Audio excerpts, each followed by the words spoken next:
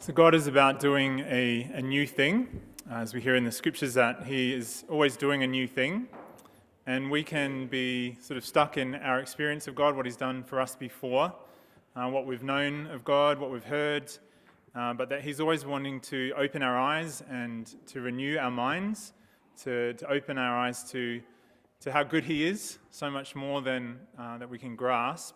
And so God is always new, because there's always more. And so this scene that we have, where the scribes and the Pharisees they're stuck. They're stuck in their way of thinking about God, about the law, and they are full of judgment. And really, in this scene, they're really judging Jesus, trying to trap him, and judging this woman in front of them all. But their minds are very stuck and very much in the past and stuck on the law, which was really just the preparation for Jesus, who is the fullness of the law.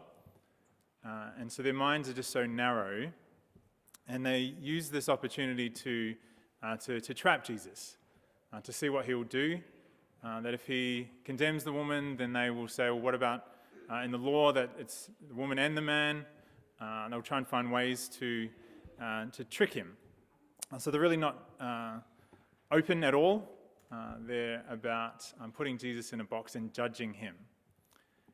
And so they're doing that from on high as the leaders, as the ones who know it all, that they're coming down upon Jesus and this woman. And Jesus, he goes down to the ground and he writes on the ground. That he puts himself in a lower place. He puts himself in the dust, in the dirt, and he comes in from not from on high. If he wanted to, he could, but he comes from below, one that is with us, that he is a God that has put himself in the dirt, put himself in our experience, and it's from this place that he's able to speak. And so they're kind of down upon him, judging him, trying to trap him. And Jesus' mind is not closed, that he is open, and he's able to see what's going on in the situation, to read their hearts. And he puts the question on them, those that are without sin, to cast the first stone. And so they look at their own hearts, which Jesus knows their hearts, and they're able to even at least a bit of honesty in their situation, that they're able to put down their stones and to walk away. But so Jesus comes to us. He comes in our situation. He allows himself to be in the dirt with us, that he enters into our experience. And so his judgment, his insight is from within. It's not from on high, that he knows our situation. And he knows that sin, he doesn't ignore sin. He doesn't pretend that it doesn't happen, and doesn't just think, oh, don't worry about it, it's okay. That he takes sin seriously, just as these scribes and Pharisees, they take it seriously. They're trying to judge him whether he's actually able to follow the law. And so it's really about that. So Jesus takes this seriously. That God doesn't pretend that there's nothing wrong with the world and just cover it over. But God enters into our experience. And he's able to experience what it's like to sin, even though he didn't sin himself. And that he experiences the effects of that sin upon himself. That he's able to recognize it for what it is. And so from this place of experiencing sin, that he takes it seriously. It's not God punishing him, punishing the world for the sins that we've committed. That God, he takes sin seriously, but he does something about it. He enters into it. He doesn't pretend it's not there, but he takes it on himself. Whereas the scribes and the Pharisees, they take sin seriously, but they're ready to condemn, ready to place that on the shoulders of those who have committed sin and to weigh them down. And there's really no escape other than to experience the effects of that sin. And so for us, we can have an understanding that somehow God is punishing us for the things that we've done in our life. But really, sin does a good job of that itself. That sin is the punishment, because sin's not good for us. And so the effects of sin is that experience of being distant from God, experiencing that heaviness, that kind of regret. That's not God punishing us. That's the effect of sin, because it's not good for us. I know that's sort of really simplistic, but that's the truth, that sin's not good for us. And so when we sin, we feel the effects of sin. God doesn't place that upon us and condemn us, because we know that Jesus came not to condemn us, but to transform us.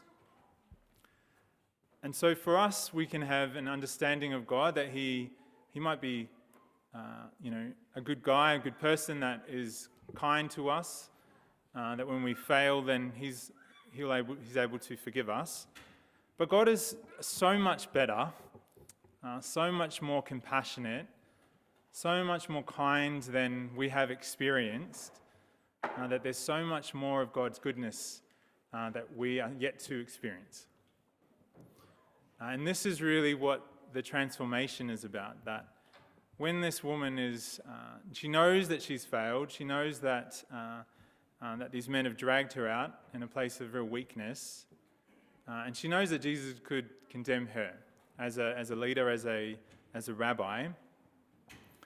But her experience of Jesus being so kind to her, so compassionate to her, so willing to be in the dust and in the dirt with her, that this is the experience of this transformation of her heart. That this is what changes her. That she experiences this kindness of Jesus that is with her in this experience, that doesn't condemn her, but lifts her up. And it's so beyond her experience that God is able to enter into that depth of her pain and her struggle and to lift her out. That God is so much more kind to us. And that when we allow ourselves to experience that mercy of God, that this is the transformation of our minds. When we encounter the very love of God, that He takes sin seriously, but He does something about it. That He takes it upon Himself. He takes the effect of sin upon Himself. And He, from the inside of that experience, transforms the very thing that would cause us death, that He uses that and turns it into life. And so for us today, that whatever our experience of God is, and not saying that that's not true, but there's just so much more, that we can come even more vulnerable to God, to bring all that we carry.